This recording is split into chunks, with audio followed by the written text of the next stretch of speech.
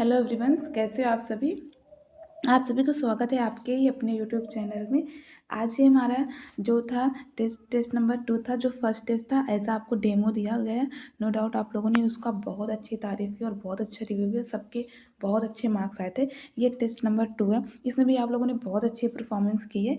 ये test solution है, अगर जिसको कोई भी क्वेश्चन में डाउट नहीं है वो मत देखे क्यों अपना टाइम वेस्ट करे, वो जाके अपना और रिवीजन कर ले, क्योंकि फिर कल आपका फिर से टेस्ट होना है तो उसके लिए रिवीजन कर लो। या फिर आपको कुछ डाउट है किसी क्वेश्चन पे, मैं थोड़ा सा अगर डाउट है तो मुझे थोड़ा सा एक्सप्लेन कर देंगे, तो आप मैं यही बोलूँगी कि आप इसको 2x में पर सारा एक बार सोल्यूशन देख लो। इस सोल्यूशन में ये मैं नहीं बताऊँगी कि इसका ऑप्शन यही है, मैं ये भी बताऊँगी कि अगर आपको कहीं डाउट लगे कि मेरे को 2 क्वेश्चन तो कन्फर्म है कि ये होंगे ही नहीं, पर 2 क्वेश्चन में डाउट है तो उनको एलिमिनेट करके कैसे मतलब सही ऑप्शन कर लो। नेगेटिव मार्किंग है वो मेरे को पता है, पर जैसे एलिमिनेट करके भी कर सकते हैं, हाँ ये तो नहीं होगा, ये तो नहीं होगा, फिर यही होगा।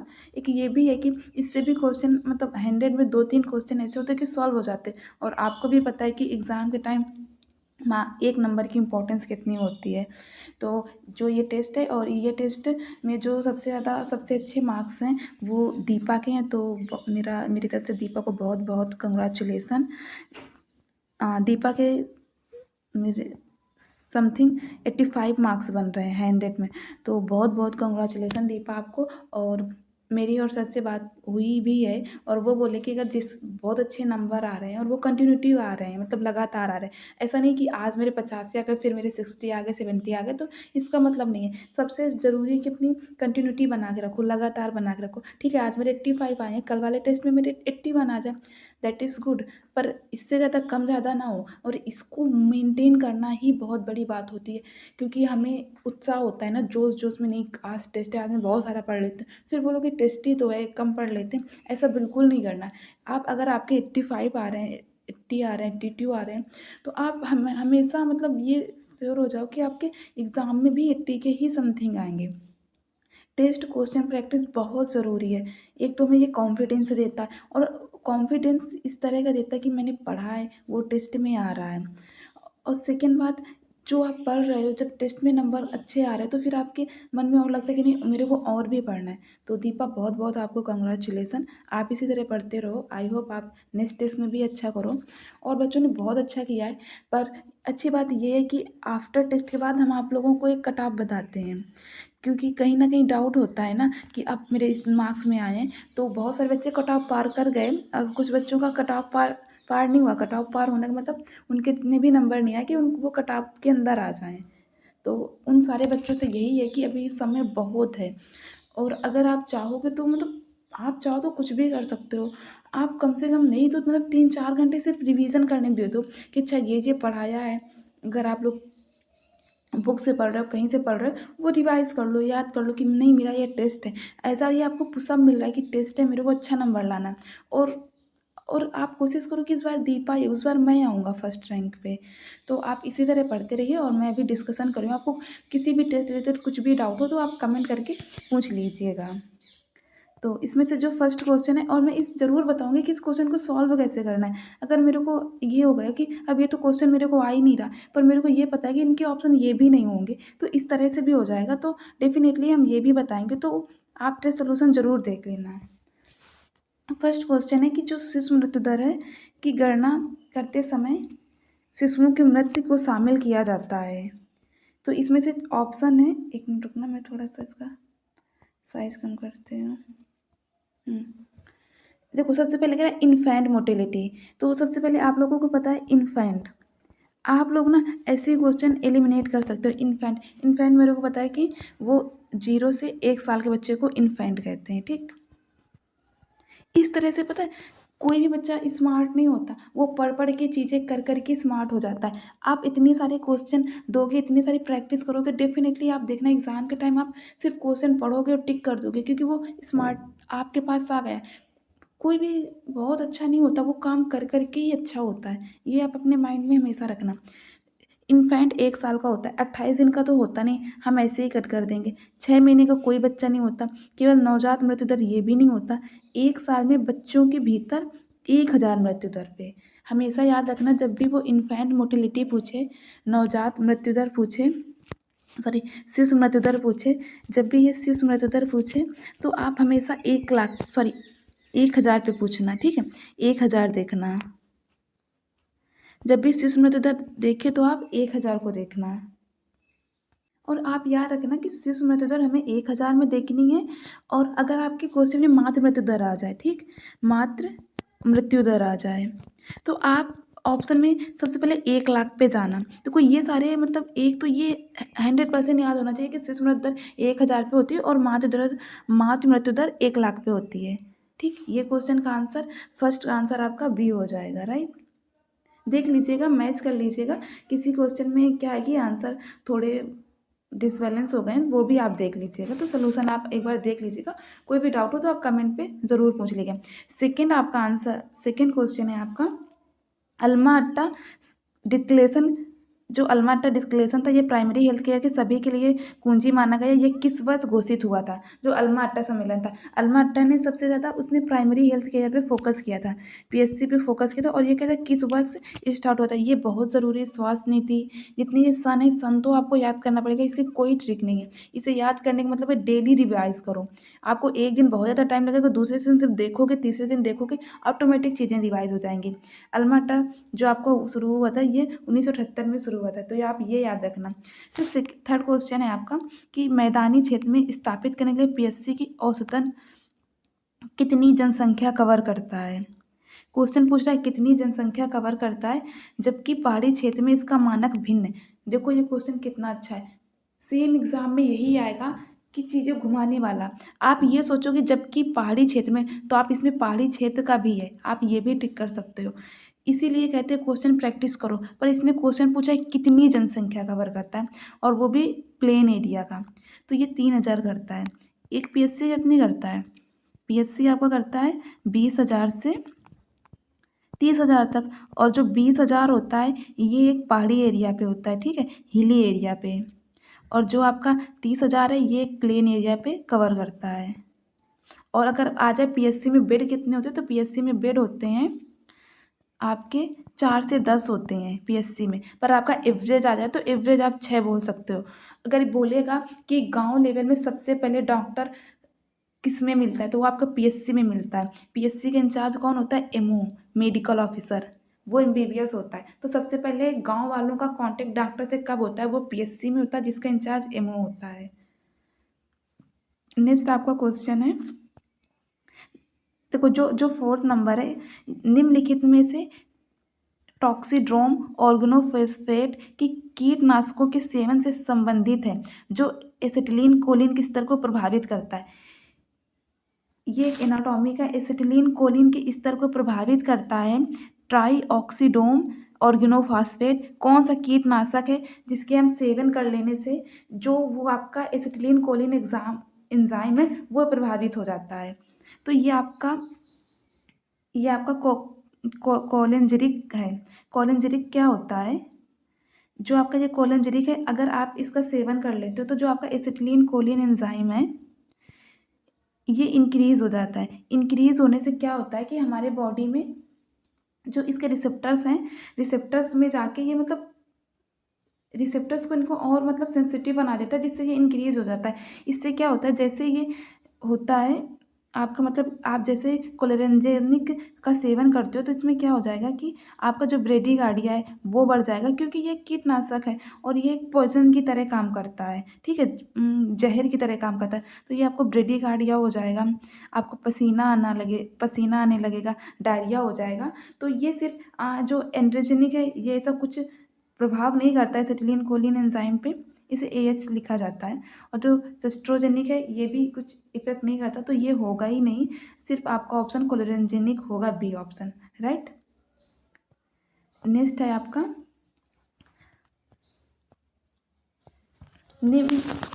किसी समुदाय के संबंध में सामाजिक सहभागिता दूसरों के सहयोग की गुणवत्ता किस आयाम के सूचक है? देखो सबसे पहले कह रहा है समुदाय संबंध में और सामाजिक सहभागिता। सामाजिक सहभागिता का मतलब होता है कि आसपास लोगों से मेल मिलाप के रखना, कभी सुबह गुड मॉर्निंग, इवनिंग में मिले तो आफ्टरनून। जो अपना एक समुदाय है वहाँ पे एक अच्छी सहभागिता रखना, कहीं किसी के साथ हो जाना तो उनका सपोर्ट करना, मतलब फीलिंग आप भी रखना, हम की भावना रखने वालों को वो तो उसमें जो रखते हैं तो उसमें क्या अच्छा होना चाहिए जिससे वो अपना सामाजिक संबंध अच्छा बनाए रखें।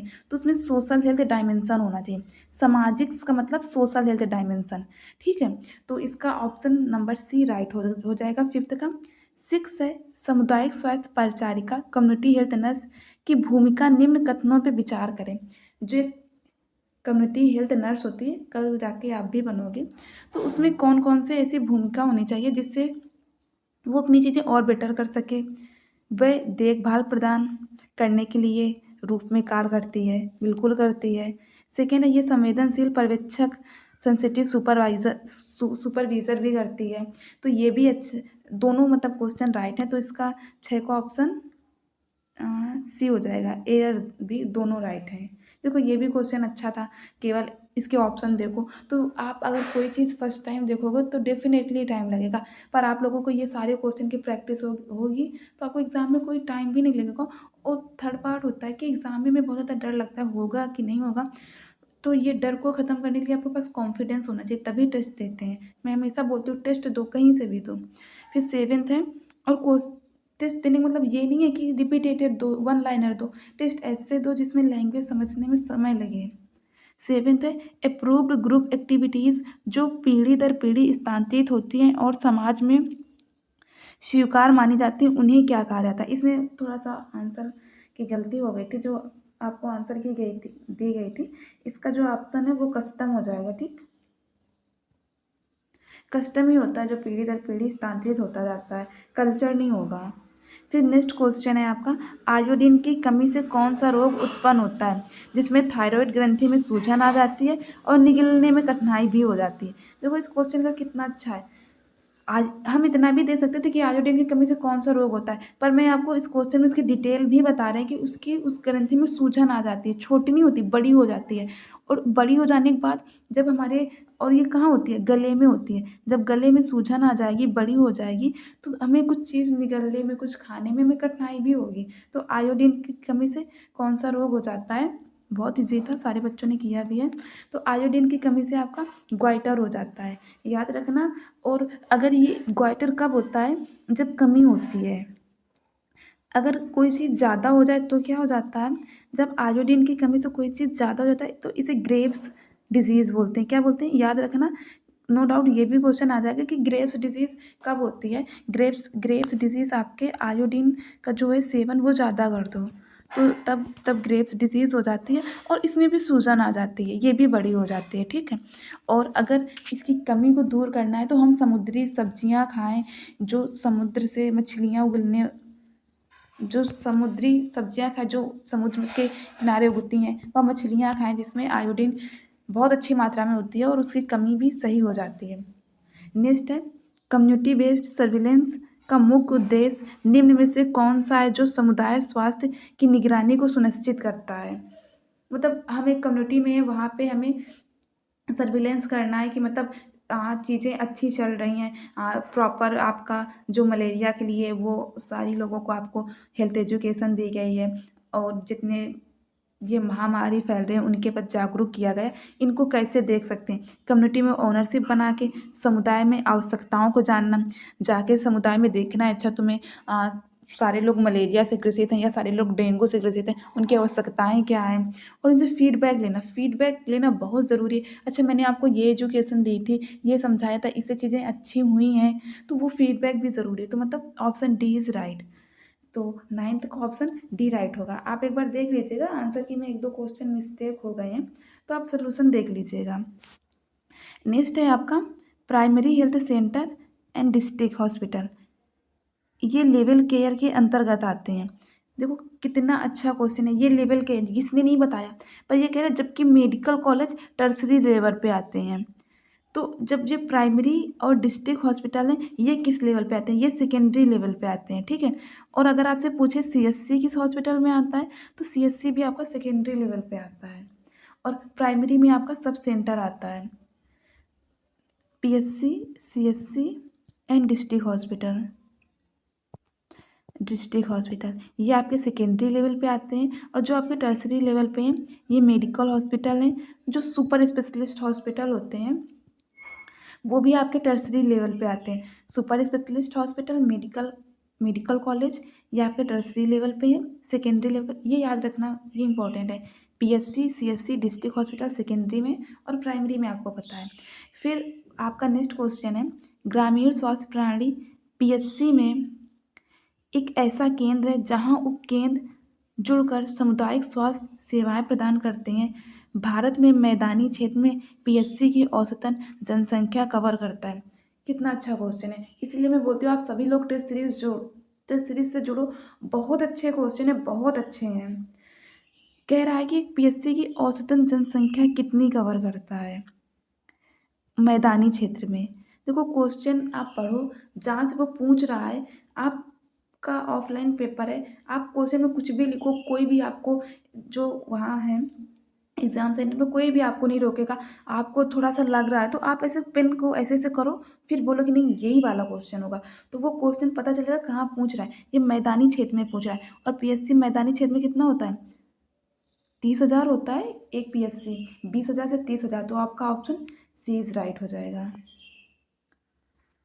नेक्स्ट क्वेश्चन है आशा। आशा का फुल फॉर्म याद भी रखना, एग्रीगेटेड सोशल हेल्थ एक्टिविस्ट का कार्य केवल प्रसव कराने की महिलाओं को प्रेरित करना नहीं है, बल्कि परामर्श और स्वच्छता जागरूकता को बढ़ाना भी है। नीचे दिए गए कौन सा कार्य आशा की भूमिका में शामिल नहीं है। घर में प्रसव कराना बिल्कुल नहीं है, वो तो आशा का मेन पर्पज़ ही ये रखना है कि उनको समझा के उनको लेके जाना और बोलना कि हॉस्पिटल में डिलीवरी कराना, और इसमें आशा को भी पेमेंट दिया जाता है, तो ये तो बिल्कुल ही नहीं है। तो आपका कौन सा option first is right. ORS बांटना बिल्कुल है। इम्यूनाइजेशन के लिए बोलना कि आज एनम बहन जी आई हैं, चलो सारे लोग टीकाकरण करवाओ, और एनम की सहायता करना, ये सारे काम हैं। 13 नंबर है आईसीडीएस। आईसीडीएस का फुल फॉर्म होता है integrated child development service. Integrated child development service के अंतर्गत आंगनवाड़ी 6 वर्ष से कम बच्चों और महिलाओं को पोषण, स्वास्थ्य, शिक्षा सेवाएं देना निम्नलिखित में से कौन से योजना के अंतर्गत नहीं आते हैं। तो स्वास्थ्य शिक्षा देता है, पोषण पूरक आहार वो बांटते हैं ना, खाना वगैरह आंगनवाड़ी वगैरह। प्री प्री स्कूल एजुकेशन, 0 से 6 वर्ष वाले बच्चे जाते हैं ना आंगनवाड़ी में।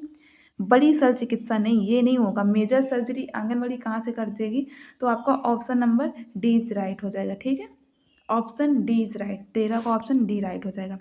फिर 14 है हेल्थ कम्युनिकेशन का उद्देश्य केवल जानकारी देना नहीं, बल्कि समुदाय में व्यवहार परिवर्तन मान परिवर्तन लाना होता है। नीचे दिए गए कौन सा तत्व संचार प्रक्रिया का हिस्सा नहीं है। इसमें से कम्युनिटी हेल्थ कम्युनिकेशन से इसका एक क्वेश्चन तो जरूर आएगा, जो कम्युनिकेशन से होगा, हेल्थ कम्युनिकेशन से, कि हम लोगों से कम्युनिकेट कैसे कर सकते हैं, और आप लोगों का काम ही यही है कम्युनिकेशन करना। तो आप सेंडर, आप उनको एक क्या कर सकते हो, सेंड कर सकते हो कोई चीज़, मैसेज कर सकते हो, उसे चैनल के माध्यम से कर सकते हो। आप सपोज दैट कोई चैनल का मतलब, सेंडर मतलब होता है कि मैंने कुछ लिखा, मैंने उसे भेज दिया। मैसेज मतलब कि आज हम टीकाकरण करने आएंगे, सारे लोग केंद्र पे मिलना, ये मैसेज हो गया। किसके थ्रू भेजा, कोई तो चैनल होगा, या तो आपने आशा के थ्रू भेज दिया, या तो फिर कोई एक चैनल बनाए, व्हाट्सअप ग्रुप, टेलीग्राम, आप उसके, वो मतलब चैनल हो गए, वो माध्यम हो गए। तो आप किसके साथ भेज रहे हो, वो भी माध्यम हो गया। कह रहा है इसमें से नीचे दिए गए तत्व कौन सा संचार प्रक्रिया का नहीं है। टेक्नोलॉजी असेसमेंट, ये नहीं है। हम क्यों करेंगे टेक्नोलॉजी का असेसमेंट, टेक्नोलॉजी असेसमेंट वो करते जो बनाया है, तो इसका ऑप्शन नंबर डी हो जाएगा। ठीक, टेक्नोलॉजी असेसमेंट नहीं है। सेंडर हम भेजेंगे, मैसेज करेंगे चैनल माध्यम से, पर 14 का answer number D is right हो जाएगा। नेक्स्ट है आपका सामुदायिक भागीदारी में प्राथमिक स्वास्थ्य देखभाल का एक प्रमुख सिद्धांत है, जो स्थानीय लोगों को योजना और कार्यान्वयन में शामिल करता है। नीचे दिए गए कथन में सामुदायिक भागीदारी का विरुद्ध है कौन सा। सारी चीज़ें सामुदायिक भागीदारी के हैं, पर विरुद्ध कौन सा। देखो मैं कुछ जहाँ क्वेश्चन पूछता है मैं वहाँ पे सर्कल बना देती हूँ, या डार्क कर देती हूँ, हाईलाइट कर देती हूँ, ताकि हम देखें तो हमें समझ आ जाए। ये सब चीज़ें करने से ना बहुत गलतियाँ कम हो जाती है। जैसे कई बार होता है कि अरे ये तो मेरे को क्वेश्चन आ रहा था, पर पढ़ते पढ़ते भूल गई, पूछा क्या, गलत टिक हो गया। तो इन सब चीज़ों से बचना होता है। तो स्वामित्व को बढ़ाना, बिल्डरशिप को बढ़ाना सही है, कार्यक्रम को टिकाऊ बनाना, ये भी सही। स्थानीय लोगों को बाहर करना, ये तो तुरंत पूरा ही गलत है। हम स्थानीय लोगों के लिए ही कर रहे हैं और स्थानीय लोगों को ही बाहर कर रहे हैं, ये तो गलत है। तो आपका सी ऑप्शन इज राइट हो जाएगा। नेक्स्ट है आपका ग्राम स्वास्थ्य स्वच्छता पोषण समिति के गठन में। देखो इससे ये क्वेश्चन तो आ जाएगा। VHS, एक मिनट रुकना,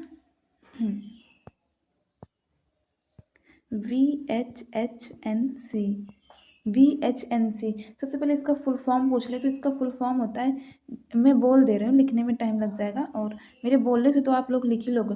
village health sanitation and nutrition committee. Village health sanitation nutrition committee. इसमें कह रहा सदस्य कितने हैं, ये भी हमारे कम्युनिटी का ही होता है और ये इम्पॉर्टेंट है। VHNC village health sanitation nutrition committee. इसमें जो सदस्य होते हैं, इसके जो नॉर्मली जो सदस्य, इसके 8 सदस्य होते हैं। 8 सदस्य में क्या होता है, ये तुम्हारे गांव लेवल का ही होता है, तो उसमें 8 सदस्य आपके गांव का होता है। पहला जो आपका गांव का प्रमुख होता है वो होगा, इसमें आपकी आशा भी होगा, इसमें आपके स्कूल टीचर भी होंगे और जो आपके गांव के और सारे लोग होंगे, स्कूल टीचर वगैरह स्थानीय लोग होंगे। तो इसमें आप याद रखना VHNC में आपके 8 लोग होते हैं। जो आपका VHNC का फुल फॉर्म होता है village health sanitation nutrition committee होता है। नेक्स्ट क्वेश्चन आपका है, स्वास्थ्य शिक्षा में व्यक्तिगत परामर्श एक महत्वपूर्ण माध्यम है जो व्यक्ति के व्यवहार में परिवर्तन लाता है। नीचे दिए गए उदाहरण में व्यक्तिगत इंटरसिव कम्युनिकेशन क्या है, वो मतलब किसके द्वारा। तो ये आप सोचिए, देखिए कह रहा है कि जिसमें वो संचार में परिवर्तन लाया जा सके। जैसे सपोज दैट कोई एक बच्चा है जो सैम का बच्चा है, तो अब सैम का बच्चा है, गांव का है, तो हर जगह नर्स जाके नहीं बता सकती। उसने आशा को समझाया कि सैम के बच्चे को जाना, घर में जाना, उससे बोलना उस बच्चे को हरीदार पत्तियोंदार सब्जी खिलाए या फिर घी वगैरह खिलाए, जिससे उसका वजन सही हो जाए। तो जाके आशा उसको परामर्श देगी, उसकी माँ को, देखो ऐसा ऐसा करना है। तो अब जैसा उसकी माँ तो इतनी पढ़ी लिखी नहीं होती, आशा ने जैसा बताया मैंने वैसा ही किया, तो इसका क्या हुआ, व्यक्तिगत संचार हुआ और उसकी जो चीज़ें वो गलत करी थी वो सही किया। तो इसमें आशा की काउंसलिंग जरूरी है, तो इसका फर्स्ट ऑप्शन इस राइट हो जाएगा। रेडियो से बताने से कुछ मतलब नहीं होगा, पोस्टर लगाने से कुछ नहीं, सरकारी आदेश देने से कुछ नहीं, तो option number A is right. तो इस तरह आप ऑप्शन भी कट कर सकते हो। फिर नेक्स्ट है, सामुदायिक स्वास्थ्य केंद्र CSC में 4 PSC आती हैं, रेफर केंद्र होता है, विशेषज्ञ स्वास्थ्य उपलब्ध होती हैं। मैदानी क्षेत्र में CSC की जनसंख्या कितनी है, CSC की जनसंख्या कितनी, वो भी मैदानी क्षेत्र में। विशेषज्ञ में मैदानी क्षेत्र में CSC आपकी होती है 1,20,000 और 80,000 आपके जो हिली एरिया में होती है। तो आपकी कितना है 80,000 से, इसने बोला है, देखो अब इसने ऑप्शन में बोला, क्वेश्चन में बोला था कि, एक मिनट रुक जाना जस्ट, क्वेश्चन में आपसे बोला था कि मैदानी एरिया में। देखो क्वेश्चन ऐसे ही आएंगे, पर आप हमें ऑप्शन देख के ही अपने आंसर बदलने होते हैं। मैदानी प्रदेश में तो मैदानी बोलेगा तो हमें 1,20,000 होने चाहिए ना, पर अब यहाँ 1,20,000 नहीं है, तो आप कौन टिक करोगे, आप 80,000 से 1,20,000 टिक करोगे। यही होता है क्वेश्चन प्रैक्टिस करने से। तो आपका बी इज ऑप्शन राइट। फिर नेक्स्ट है आपका रिहेबिलिटेशन सेवाओं का उद्देश्य किसी व्यक्ति के शारीरिक मानसिक सामाजिक क्षमता को पुनः स्थापित करना। निम्न में से कौन सा पुनर्वास सेवा का हिस्सा नहीं है। रिहेबिलिटेशन जब होता है जब वो मतलब उसका मतलब वो किसी एक बीमारी से, बहुत बड़ी बीमारी से जूझ रहा है या फिर वो सही नहीं हो पा रहा है या सही हो गया, तो उसे हम रिहेबिलिटेशन देते कि नहीं जो हुआ सही हुआ, आप अपनी अच्छी लाइफ जी सकते हो। उसे प्रोत्साहन करना होता है कि नहीं सारा कुछ अच्छा हो जाएगा, उसे रिहेबिलिटेशन कहते हैं। उसे व्यावसायिक परीक्षण देंगे, भौतिक चिकित्सा देंगे, परिवार उसे व्यवसायिक मतलब उसको मतलब जो व्यवसायिक परीक्षण है वो देंगे, भौतिक चिकित्सा देंगे, फिजिकल थेरेपी वगैरह देंगे कि सही हो जाएगा। बाकी मनोवैज्ञानिक सहायता देंगे, बहुत ज़्यादा ज़रूरी है उसे साइकोलॉजिकल सपोर्ट करना, पर कोई सर्जरी वगैरह नहीं देंगे। देखो कितना अच्छा ऑप्शन है, हम क्यों किसी को सर्जरी के लिए बताएंगे, तो सी ऑप्शन इज राइट हो जाएगा। नेक्स्ट है, जनसंख्या के आधारित दृष्टिकोण में बड़े स्तर पर रोग की रोकथाम करना निम्नलिखित में कौन से दृष्टिकोण का हिस्सा नहीं है।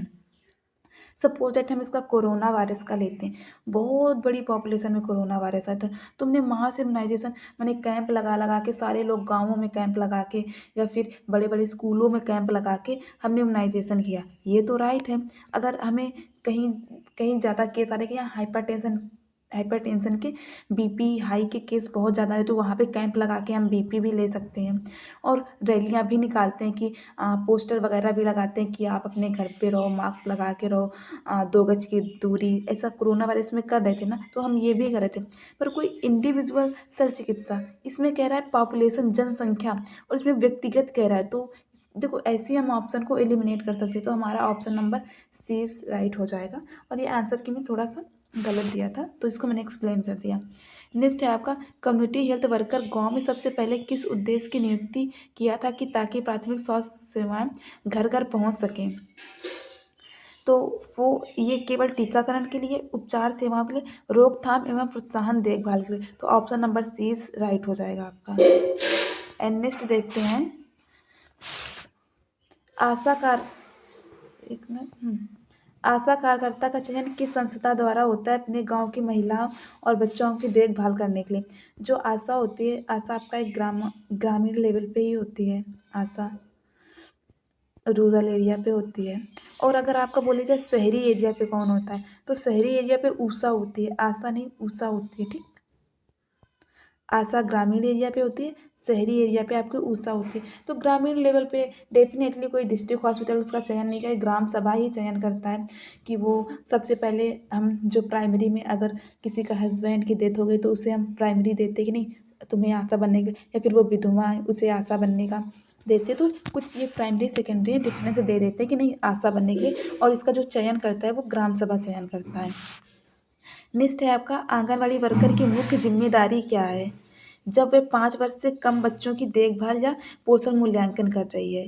5 साल के बच्चे से कम है, टीकाकरण करना, विकास चार्ट बनाना, आयरन टेबलेट देना या सर्वे करना। टीकाकरण तो इनम करती है, ये तो होगा नहीं। मेंटेन चार्ट, वो हर मंथ वजन लेती है, उनका एक वजन का मंथ होता है कि हमें हफ्ता मतलब फर्स्ट वीक में वजन लेना ही है। जैसे इस टाइम क्या चल रहा है आपका, नवंबर चल रहा है, नवंबर के फर्स्ट वीक में उनको वजन लेना है, फिर दिसंबर के फर्स्ट वीक में वजन लेना है। तो आपका ऑप्शन नंबर बी राइट हो जाएगा। एक आंगनवाड़ी का कार्य क्या होता है। फिर है, कम्युनिकेशन प्रोसेस में फीडबैक का क्या अर्थ है। स्वास्थ्यकर्ता में समुदाय स्वास्थ्य के बीच, देखो फीडबैक हमने बताया था ना, फीडबैक का मतलब होता है कि हमने पूछना होता है कि भैया मैंने आपको ये बताया था, इससे आपको इफेक्टिव हुआ, मैंने आपको ये घरेलू उपाय बताया था, इससे आपको आराम मिला, ये फीडबैक है। वो कुछ बोलेगा कि हाँ मैडम आराम मिला, हाँ मैडम आराम नहीं मिला, उसको फीडबैक बोलते हैं। गिविंग मैसेज, संदेश देना नहीं, संदेश देना क्या होगा, रिसीविंग मैसेज लेना ये भी नहीं है। रिस्पॉन्स देना फॉर रिसीवर के प्रति कि मैडम आपने ऐसा किया और मेरे को ऐसा मिला, ऐसा परिणाम मिला, ऐसा हुआ, तो वो क्या हुआ, वो फीडबैक हुआ। तो आपका ऑप्शन नंबर सी राइट हो जाएगा। फिर नेक्स्ट है, काउंसलिंग का प्रमुख उद्देश्य क्या है। एनम किसी गर्भवती महिला को पोषण स्वच्छता के बारे में समझाती है, तो उसका प्रमुख उद्देश्य क्या है, कठोर निर्देश देना, नहीं ये तो नहीं होगा, कुछ चीज़ें समझ आ जाती। फिर नेक्स्ट है, फिर है मेंटेन, मार्गदर्शन करना, साक्षरता जांच करना, क्या मतलब है तुम कितने पढ़े हो, जो पढ़ना था वो पढ़ चुके, नाम दर्ज करना, उनका जो मोटिवेट करना एंड गाइड करना, ठीक है आप ऐसा करो आप वैसा करो। एक एनम का मेन काम होता है और आप लोगों को समझ आ रहा होगा। एंड नेक्स्ट है एनआरएचएम। एनआरएचएम की शुरुआत हुई थी 2005 में।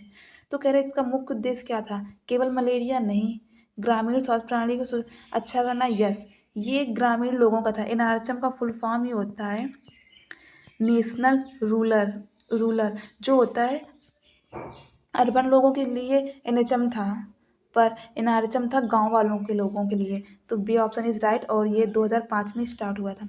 नेक्स्ट है, पीएससी का मुख्य उद्देश्य क्या है ग्रामीण स्वास्थ्य सेवाओं में।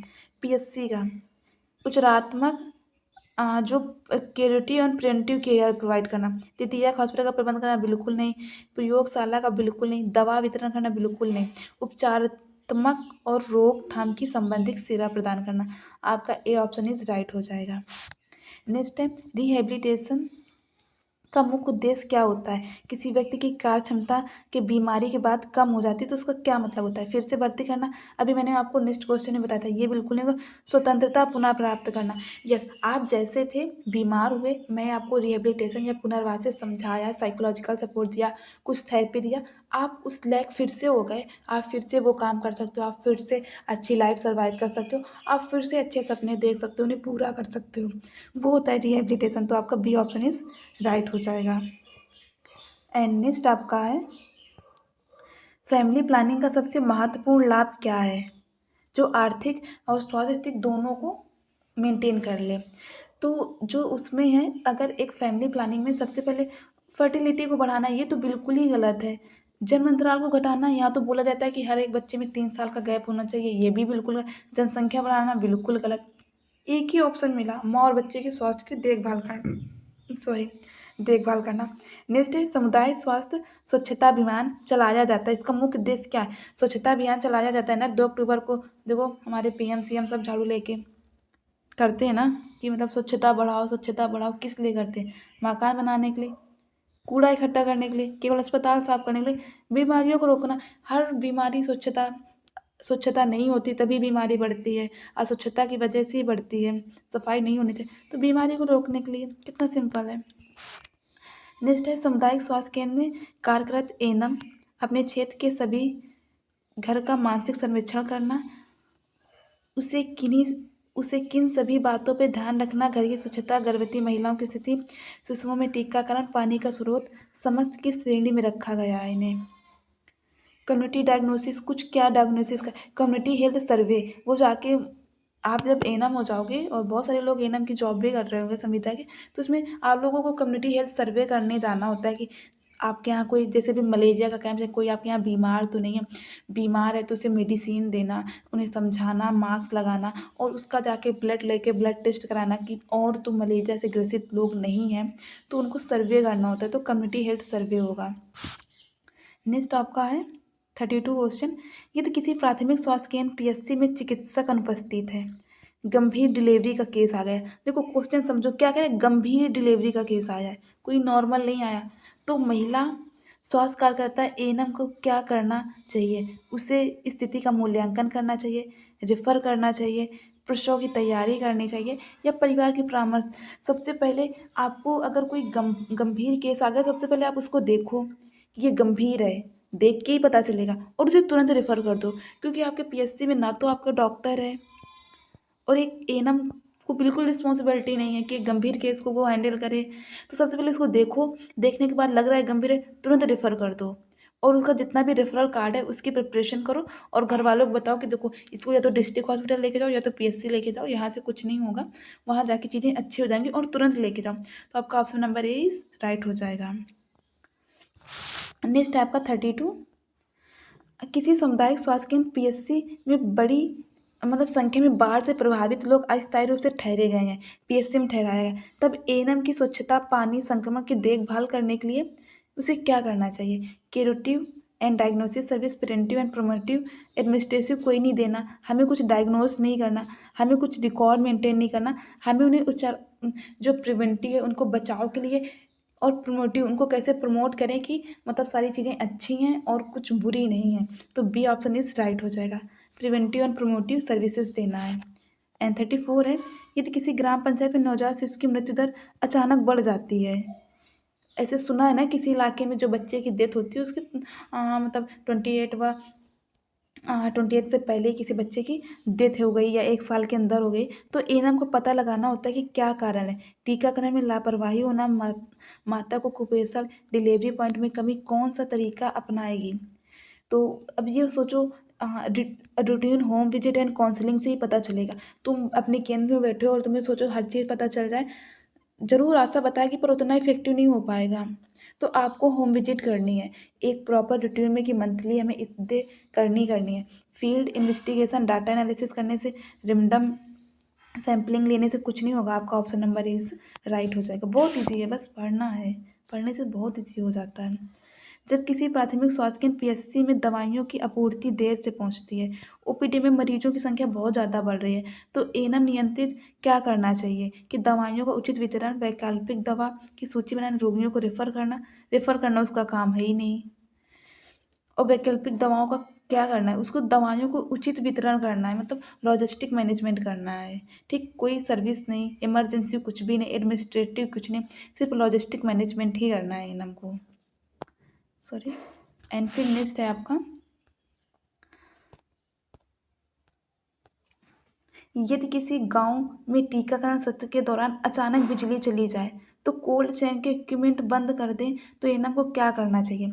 सभी टीकाकरण नहीं भाई, जब लाइट तुरंत चली गई है और जो कुछ वैक्सीन होती है उन्हें टेम्परेचर चाहिए होता है, तो हम उनको सभी टीके प्रयोग में नहीं ले लेंगे। बच्चे हैं या नहीं तो हम ज़बरदस्ती 2-2 3-3 लगा देंगे, नहीं लगाएंगे।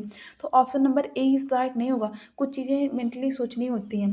टीके खुले में रख देंगे, नहीं रखेंगे, सत्र को रोक देंगे, सत्र तो रुक ही जाएगा।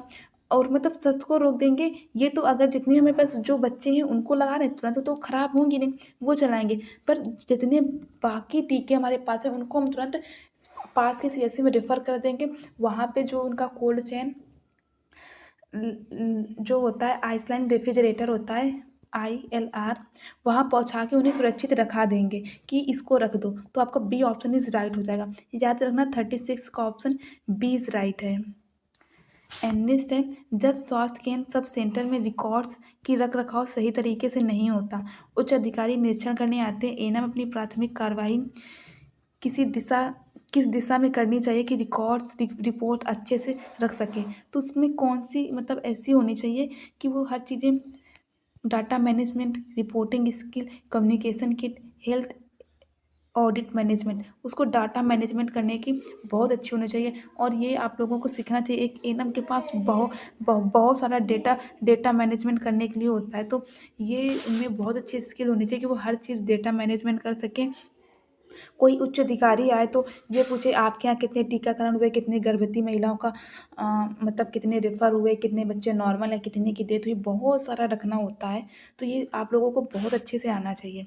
फिर नेक्स्ट है कि यदि किसी पीएचसी में डॉक्टर और नर्स दोनों अनुपस्थित हैं, प्रसव पीड़ा वाली महिला को तुरंत आवश्यकता की ज़रूरत है, तो एएनएम को किस प्राथमिकता के अनुसार कार्य करना चाहिए? रोगी की सुरक्षा, अस्थायी प्रसव प्रबंधन, रेफर, ये किस सेवा के अंतर्गत आता है? इमरजेंसी ऑब्स्टेट्रिक केयर में, मैटरनल हेल्थ प्रोटोकॉल में, सेफ डिलीवरी प्रैक्टिस में, बेसिक, देखो बेसिक तो होगा नहीं, बेसिक मिडवाइफरी केयर में उसको तुरंत आवश्यकता की ज़रूरत है। सेफ डिलीवरी प्रैक्टिस में नहीं होगा। सेफ डिलीवरी प्रैक्टिस में आता है कि क्लीन हैंड रखना चाहिए, क्लीन अम्बिलिकल कॉर्ड रखना चाहिए, क्लीन बेड रखना चाहिए, हम चीज़ पूरा मतलब सैनिटाइजर इक्विपमेंट यूज़ करने चाहिए। मैटरनल हेल्थ प्रोटोकॉल में इसे इमरजेंसी ऑब्स्टेट्रिक केयर में होना चाहिए, इसे तुरंत नीड है, तो इसका ए ऑप्शन इज राइट हो जाएगा। ठीक, ये थोड़ा सा ट्रिकी क्वेश्चन है पर इसका डेफिनेटली ए आंसर राइट है, क्योंकि उसे तुरंत आवश्यकता चाहिए तो इसे इमरजेंसी ऑब्स्टेट्रिक केयर चाहिए। ये सारे प्रोटोकॉल, प्रैक्टिस केयर, ये सारे इमरजेंसी में नहीं आते हैं, राइट। एंड नेक्स्ट आपका है कि जब किसी गांव में टीकाकरण सत्र के दौरान माताएं बच्चों को लाने में हिचकिचाती हैं, मतलब वो मतलब सोचती कि ये पता नहीं टीकाकरण ज़रूरी है कि नहीं, बच्चों को बुखार आ जाता है, हम लेके नहीं जा रहे हैं अपने बच्चों को, उन्हें बुखार या सूजन का डर होता है, तो एएनएम कौन सी विधि अपनाती है? आप लोग भी बहुत सारे लोग संविदा में जॉब करते होगे, आप लोग देखते होगे बहुत सारे बच्चे टीकाकरण करने नहीं आते, वो बोलते बहन जी मेरा बच्चा पहले ठीक था, जब से आपने टीका लगाया तब से उसे बुखार आ रहा है, खांसी हो गई, मेरा बच्चा पतला हो गया। तो इनमें ये मिथ फैला होता है, भ्रम। तो इनको दूर करने के लिए क्या करना चाहिए? इनको दूर करने के लिए लेक्चर देना चाहिए नहीं, हेल्थ एग्जिबिट करना चाहिए, फिल्म बनानी, कुछ नहीं, उन्हें काउंसलिंग और मोटिवेशन करना चाहिए कि हाँ थोड़ा सा होगा, मैं आपको ये दवा दूंगी, ये दवा से सही हो जाएगा, पर लाइफ टाइम उसको। नेक्स्ट है आपका किसी ब्लॉक स्तर में सामुदायिक नर्स, आशा, आंगनवाड़ी, एएनएम की बैठक बुलाई जाती है, उसका उद्देश्य क्या होता है? तो अगर जो एएनएम है वो आशा और आंगनवाड़ी को बुला के कुछ समझा रही है, इस बैठक की गतिविधि क्या कहलाती है? Coordination meeting. कोऑर्डिनेशन का मतलब होता है सहभागिता, कि मतलब अगर हम तीनों मिलके काम करेंगे तभी बेटर होगा। अगर हम तीनों मिलके काम नहीं करेंगे, आशा बोलेगी मैं नहीं करूँगी, मैं ही करती हूँ, आंगनवाड़ी बोलेगी मैं भी नहीं करूँगी, तो एक एनम क्या ही कर लेगी। तो इन तीनों की मीटिंग इसलिए बुलाई जाती है कि आप ये काम कर लो, आप ये काम कर लो, हम ये काम कर लेंगे। तो एक कोऑर्डिनेशन, अगर कोई भी एक फैमिली का सबके बीच कोऑर्डिनेशन है तो फैमिली बहुत अच्छी है।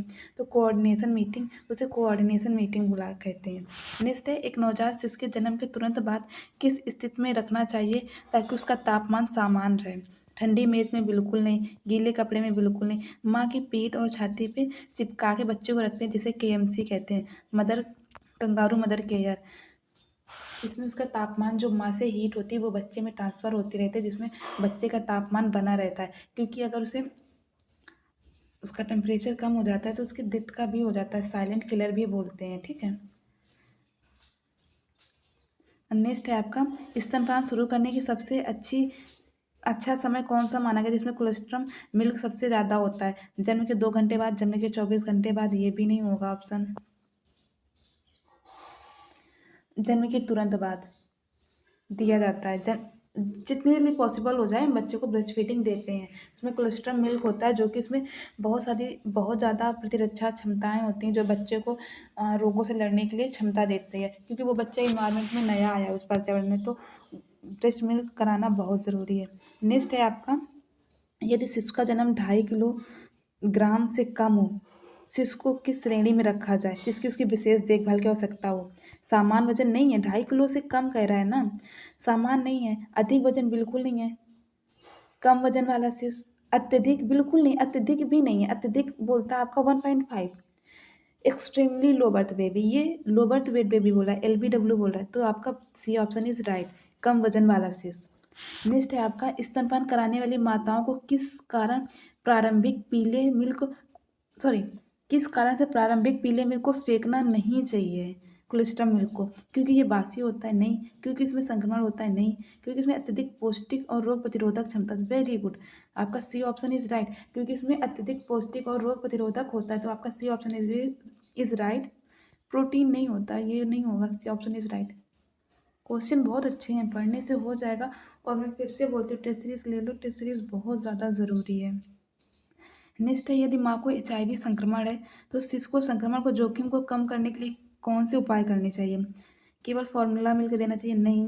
केवल स्तनपान देना चाहिए, किसी और अन्य दूध को नहीं देना चाहिए। यह तो आपका बी ऑप्शन इज राइट। अगर माँ HIV संक्रमण है तो वो पक्का HIV के लिए मेडिसिन ले रहे, एंटीवायरल थेरेपी होती है, जो मदर मेडिसिन ले रहे तो उसको ब्रेस्ट फीडिंग करानी चाहिए। ब्रेस्ट फीडिंग में उसमें बहुत सारे प्रतिरोधक क्षमता होते हैं जो कि रोगों से लड़ने की क्षमता देते हैं, तो उनको ब्रेस्ट फीडिंग करानी चाहिए, बी ऑप्शन इज राइट।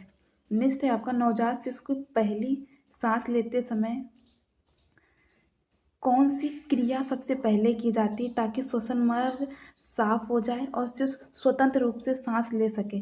नाक काटना, अरे ये तो बिल्कुल नहीं है। नेक्स्ट है आपका, शिशु को थपथपाना, नहीं। शिशु के मुख और नाक की सफाई करना, सक्सनिंग बोलते हैं। शिशु की सबसे पहले मुंह की सफाई करेंगे फिर नाक की। क्वेश्चन में आ सकता है कि सबसे पहले हम सफाई नाक की करेंगे या मुंह की, तो हम सबसे पहले मुंह की करेंगे फिर नाक से, क्योंकि बच्चा मुंह से ही सांस लेता है जनरली सबसे पहले। नेक्स्ट है, नवजात शिशु के तापमान को बनाए रखने के लिए किस तकनीकी का सौद्योगिक और प्राकृतिक माना गया है। इंक्यूबेटर का यूज करके, कंगारू, KMC, मदर केयर। अगर बोला जाए कि इसको मैक्सिमम कितने घंटे तक KMC दे सकते हैं, 24 घंटे तक, मिनिमम 2 घंटे तक KMC दे सकते हैं। मैक्सिमम कितना टाइम होगा KMC का, 24 घंटे, मिनिमम 2 घंटे। अगर बोल सकता है जो KMC था ये किसने स्टार्ट किया, मतलब जो KMC मदर केयर है, ठीक है, ये इतना ही है टोटल, वो ज़्यादा हो जाए। फिर नेक्स्ट है, शिशु को कब स्तन पान से अलग करना चाहिए ताकि उसका पाचन सही बना रहे और स्तन में दूध रुकने की समस्या ना हो। 5 मिनट बाद नहीं, जब शिशु स्वयं छोड़ दे तब हमें करना चाहिए। हम बच्चे को ब्रेस्ट फीडिंग करा रहे हैं, जब वो मुंह छोड़ दे, मतलब निप्पल से मुंह छोड़ दे, तब उसे हम ब्रेस्ट फीडिंग नहीं कराएंगे। और जब वो एक ब्रेस्ट का पी ले, फिर दोबारा अगर वो भूखा है तो आप सेकेंड ब्रेस्ट का दीजिएगा, B option is right. Next है, यदि शिशु को जन्म के बाद रोने में कठिनाई हो, सांस नहीं आ रही है, तो सबसे पहले क्या किया जाना चाहिए ताकि जीवन रक्षक प्रक्रिया प्रारंभ हो सके। शिशु को उल्टा पकड़ना, नहीं। ठंडा पानी डालना, बिल्कुल नहीं। नाक नाक को तुरंत काट देना, नहीं। नाल को, नहीं, ये भी नहीं होगा। शिशु के श्वसन मार्ग को सफाई करना और रिससिटेशन करना, ठीक है। तो आपका सी ऑप्शन इज राइट हो जाएगा। 49 का सी ऑप्शन इज राइट।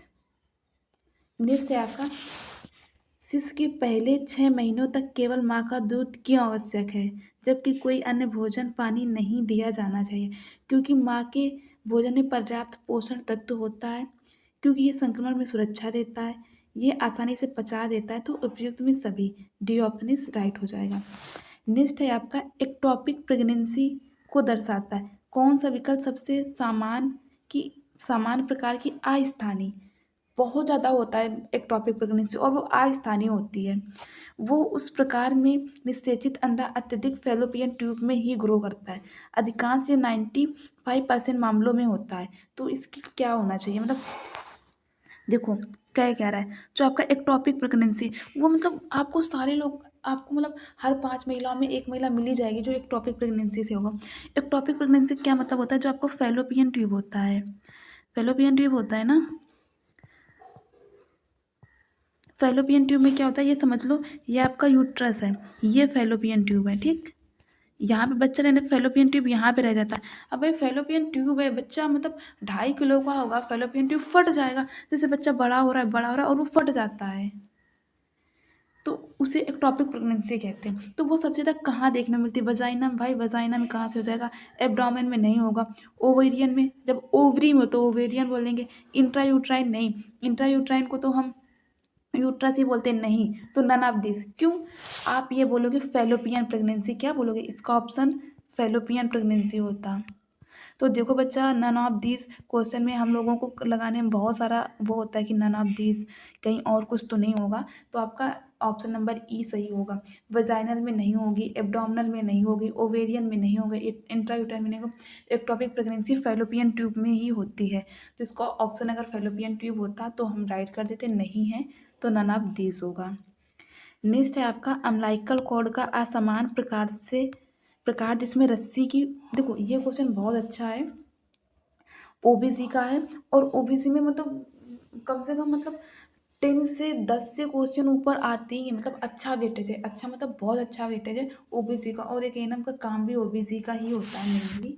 तो कह रहा है एक अम्लाइकल कॉर्ड है और उसमें असमान प्रकार के रस्सी की वाहिकाएं जैसे झिल्ली चली जाती है, मतलब ऐसे रस्सी की वाहिकाएं जैसी होती हैं, वेन्स की तरह एक झिल्ली में चली जाती हैं और प्लासेंटा किनारे पर नहीं जुड़ती। यह स्थिति अल्ट्रासाउंड के दूसरे तिमाही में देखी जाती है। पुरुषों के समान विशेष सावधानियां मांगती हैं। इसे किस नाम से जानते हैं? ये मैं आप लोगों को एक इमेज के थ्रू बताती हूँ। Battledore placenta, circumvallate placenta, bipartite placenta, normal cord insertion. ये तो होगा ही नहीं, नॉर्मल होगा नहीं। तो अब मैं आप लोगों को बस आपके यही सिलेबस में battledore placenta, circumvallate placenta, bipartite placenta, मैं आप लोगों को एक इमेज दिखाती हूँ। इमेज के बाद मैं आपको पूरा एक्सप्लेन करती हूँ। आपको एक ओबीसी का प्लासेंटा डिसऑर्डर और अम्लाइकल डिसऑर्डर दोनों क्लियर हो जाएंगे इसी क्वेश्चन से। प्लासेंटा डिसऑर्डर और आपका अम्लाइकल कॉर्ड के जितने डिसऑर्डर हैं, मतलब विकार हैं, वो इसी क्वेश्चन में क्लियर हो जाएंगे। तो हम आप लोगों को एक इमेज दिखा रहे हैं। अभी आप लोग ये एक इमेज देख पा रहे होगे। देखो इसमें क्या होता है कि आपका जो बेटल डोर प्लासेंटा क्या होता है, बेटल डोर प्लासेंटा ये एक प्लासेंटा डिसऑर्डर नहीं होता, ये एक अम्लाइकल डिसऑर्डर होता है। इसमें क्या होता है, जैसे अम्लाइकल कॉर्ड प्लासेंटा के बीचों बीच कनेक्ट होती है। 1 मिनट में पेन का कलर चेंज करती हूँ, ग्रीन करती हूँ जिससे आपको ज़्यादा विजिबल होगा। ये आपके बीच में होता है, ठीक है, प्लासेंटा आपके बीच में कनेक्ट होता है। बट बेटल डोर प्लासेंटा में क्या होता है, सॉरी, अम्लाइकल आपका बीच में कनेक्ट होता है, पर यहाँ से ना होके ये किनारे से कनेक्ट हो जाता है। इसे बेटल डोर प्लासेंटा कहते हैं। बेटल डोर प्लासेंटा मतलब समझ रहे हो, बेटल डोर मतलब बैट बल्ला, बैट होता है ना जो आपका किनारे से कनेक्ट होता है, इसीलिए इसे बेटल डोर बोलते हैं। बैट ऐसे आपका बैट कैसा होता है, ऐसा ही होता है ना, ऐसे बहुत खेलो बैट। तो ये बीच से कनेक्ट ना होके किनारे से अम्लाइकल कॉर्ड कनेक्ट हो जाती है, जिसे बेटल डोर प्लासेंटा कहते हैं। एग्जाम में आ जाए कि प्लासेंटा का वह कौन सा अम्लाइकल कॉर्ड का कौन सा विकार है जिसमें अम्लाइकल कॉर्ड प्लासेंटा के बीच से ना कनेक्ट होके किनारे से कनेक्ट होती है, उसे बेटल डोर प्लासेंटा कहते हैं। इतना समझ में आया बेटल डोर प्लासेंटा। नेक्स्ट देखते हैं। नेक्स्ट है सर्कमविलेट प्लासेंटा। सर्कमविलेट प्लासेंटा ये एक प्लासेंटा डिसऑर्डर है। ये तो एक अम्लाइकल डिसऑर्डर था, ये एक प्लासेंटा डिसऑर्डर है। कौन सा डिसऑर्डर है? प्लासेंटा में कमी है। इसमें क्या होता है, जो सर्कमविलेट प्लासेंटा होता है इसके आसपास बिलाई में रिंग आ जाती हैं, रिंग अराइज्ड हो जाती हैं। जैसे देखो इसके मतलब हर जगह रिंग, जैसे यहाँ पे बहुत सारी रिंग अराइज्ड हो जाती है इसके बीच में, इसे सर्कमविलेट प्लासेंटा कहते हैं। सर्कम मतलब बीच में, विलेट मतलब ऐसे थोड़ा सा मतलब रिलेट कर लो ताकि भूलो मत। तो अगर आपसे बोल जाए कि मतलब प्लासेंटा का कौन सा विकार है जिसमें जो रिंग होती है वो केंद्र पे आ जाती है, तो वो सर्कमविलेट प्लासेंटा है। आप इस इमेज में देख सकते हो, इसे सर्कमविलेट प्लासेंटा कहते हैं। नेक्स्ट है आपका वेलेमेटस इंसिरेशन। यही आपका जो क्वेश्चन में था ना, वेलेमेटस। वेलेमेटस में क्या होता है कि जो आपका अम्लाइकल कॉर्ड होता है और उसकी जो फीटल मेम्ब्रेन में होता है जाके अटैच हो जाता है। ये देखो इसकी ये झिल्लियाँ हैं अम्लाइकल कॉर्ड की, और ये आपका अम्लाइकल कॉर्ड है, ये किनारे किनारे इनकी झिल्लियों से अटैच हो जाता है। इसे वेलेमेटस इंसिरेशन कहते हैं, राइट। इसे बोलते हैं वेलेमेटस इंसिरेशन। एक आपकी नेक्स्ट इमेज है, ये इमेज है। ये इमेज देखो, इसे इसे एक मिनट, सॉरी, इसे बोलते हैं बाइपरेट प्लासेंटा। क्या बोलते हैं? Bi bipartite placenta. इसमें बाई मतलब दो, परेड मतलब दो पार्ट में हो जाते हैं प्लासेंटा के। ये एक प्लासेंटा डिसऑर्डर है, इसमें प्लासेंटा के दो भागों में बढ़ जाता है, इसे बाइपरेट प्लासेंटा कहते हैं। इतना आपको प्लासेंटा के विकार याद हो गए होंगे कि बेटा डोल प्लासेंटा क्या होता है, वो किनारे से अटैच होता है। विलमेटस प्लासेंटा क्या होता है, उसमें जो इंसिरेशन कॉर्ड होता है वो जो फीटल मेम्ब्रेन होते हैं उनको सबसे अटैच हो जाता है किनारे से। सर्कमविलेट प्लासेंटा क्या होता है, इसके बीच में एक रिंग बन जाती है। और बाइपरेट प्लासेंटा क्या होता है कि इसके जो बाइपरेट मतलब दो लोब बन जाते हैं, राइट। इतना समझ आया आप लोगों को? तो बेटा डोर प्लासेंटा किनारे से अटैच होता है। इसमें कह रहे हैं लाइकल कॉर्ड में एक असमान प्रकार की रस्सी वाहिकाएं सीधे झिल्ली से में चली जाती हैं। आपने देखा था ये प्लासेंटा था वो ऐसे खींच रहा था अपनी तरफ, तो सर्कमविलेट प्लासेंटा है, नहीं बाइपरेट प्लासेंटा मतलब दो हो जाना। ये कुछ है नहीं, तो नन ऑफ दीज होगा, ऑप्शन ई होगा। बहुत अच्छा क्वेश्चन था, और इसमें आई होप आपके सारे डाउट भी सॉल्व हो गए होंगे। कोई भी डाउट बचा हो आप कमेंट में बता देना, और ज़रूर बताना आपको क्लास कैसी लगी। और आप टेस्ट सीरीज ले लेना, टेस्ट सीरीज बहुत अच्छी है। एंड नेक्स्ट है आप लोगों का प्री एक्लेम्सिया और एक्लेम्सिया में वह संकेत कौन सा है जो समानता इक्लेम्सिया में देखा जाता है, जिसे देखकर चिकित्सक तुरंत रेफर कर देते हैं। आप लोगों को प्री एक्लेम्सिया इक्लेम्सिया का डिफरेंस बताओ। प्री एक्लेम्सिया में क्या होता है, वो सारे सिम्टम्स होते हैं, और आपका हाई ब्लड प्रेशर होना, बीपी हाई होना, आपका प्रोटीन यूरिया प्रेजेंट होना, प्रोटीन आपके यूरिन में प्रेजेंट होना, सूजन होना, एडीमा स्वेलिंग होना।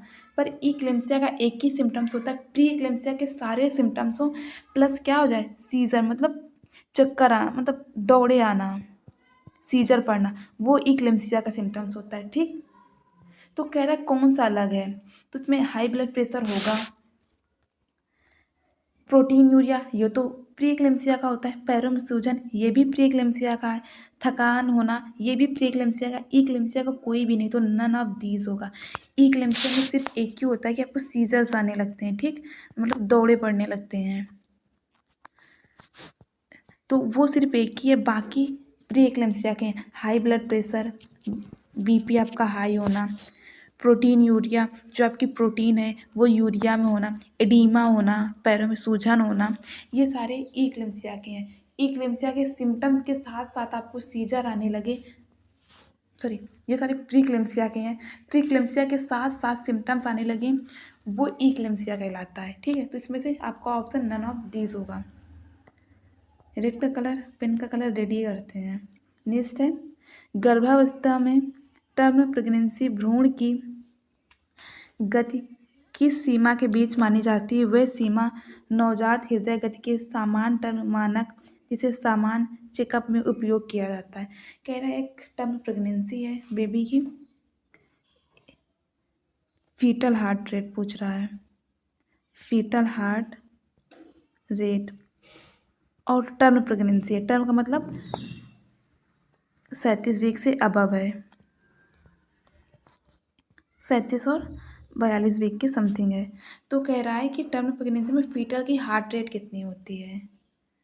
तो देखो जो फीटल हार्ट रेट होती है वो आपका 60, एक मिनट सॉरी, जस्ट 1 मिनट। ये जो फीटल हार्ट रेट थी ये नॉर्मल कितनी होती, तो फीटल हार्ट रेट आपकी जो नॉर्मल होता है ये आपका 110 से 160 बीट पर मिनट होता है।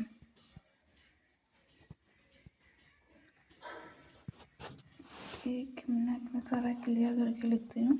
जो आपका फीटल हार्ट रेट होता है ये 110 से 160 बीट पर मिनट होता है। ठीक है, तो इसमें 160, 110 से 160 कुछ भी नहीं दिया है, ये रेंज है ही नहीं। 200 तो बहुत ज़्यादा हो जाएगा, 110 से ये कम हो जाएगा, तो आपका नन ऑफ दिस होगा। तो इसका आंसर नन ऑफ दिस होगा। नॉर्मल इतना होता है 110 से 160, ये याद कर लेना, ये तो नॉर्मली सबको याद ही होगा। फिर नेक्स्ट है जननी JSS के, कह रहा है ये कब स्टार्ट हुआ था, ये जो कार्यक्रम है कब लॉन्च किया गया था। देखो बहुत सारे बच्चे कंफ्यूज हो गए थे, इसका ऑप्शन ए भी टिक कर देंगे। JSK था वो, जननी सुरक्षा कार्यक्रम। जननी सुरक्षा कार्यक्रम ये 2005 में हुआ था। ठीक, और JSSK याद रखना वो जननी सुरक्षा कार्यक्रम था, ये जननी शिशु सुरक्षा कार्यक्रम है। ये आपका 2011 में स्टार्ट हुआ था। बहुत सारे बच्चे कंफ्यूज हो गए थे 2005 और 2000, ये JSK था, इसी को मॉडिफाइड करके 2011 में JSSK बनाया गया। तो 2011 में कोई ऑप्शन नहीं है, तो इसका नन ऑफ दीज होगा।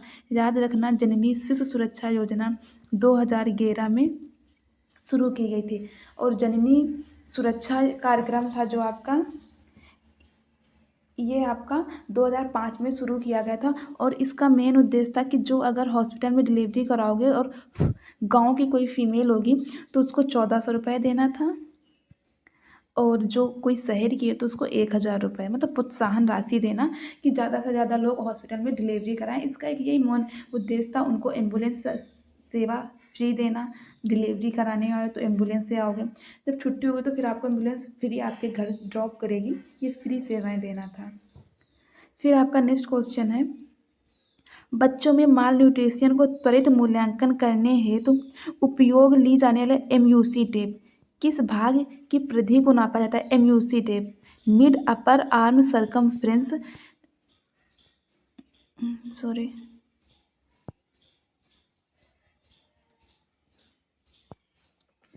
Mid upper arm circumference. देखो मिड अपर आर्म से पता ही चल रहा है कि ये जो आपके ऊपरी मध्य, ये इससे हमें क्या होता है कि इससे इसके नापने से एक पैरामीटर होता है कि 11 से 12 होना चाहिए, ये नॉर्मल है। और इससे हमें बच्चा को पता चलता है कि ये बहुत ज़्यादा कुपोषित है, अति कुपोषित है, सैम है कि मैम है, इससे हमें पता चलता है मिड अपर आर्म सरकमफ्रेंस के नापने से।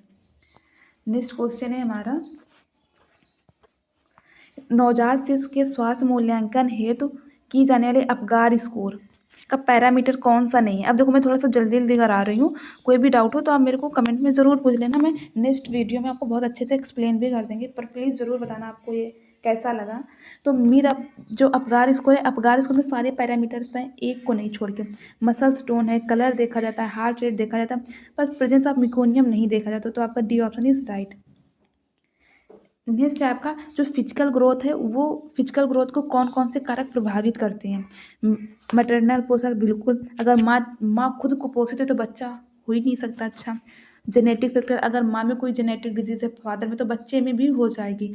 सामाजिक आर्थिक स्थिति, अगर आप अच्छी फैमिली से नहीं हो, मतलब आपके पास इतना भी अफोर्ड नहीं कर पा रहे हो कि नॉर्मल हरी सब्जी खा लो, तो भी वो आपके फिजिकल हेल्थ में प्रॉब्लम क्रिएट करेगी। तो ऑल ऑफ दिस, तो आपका डी ऑप्शन इज राइट हो जाएगा।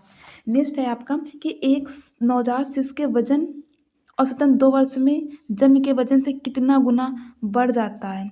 2 गुना तो उसका वजन 5 महीने में बढ़ जाएगा, जो 3 गुना है वो 1 साल में बढ़ जाएगा, और जो ये आपका है ये आपका 4 गुना है, जो कि जन्म के समय 2 वर्ष में हो जाता है 4 गुना।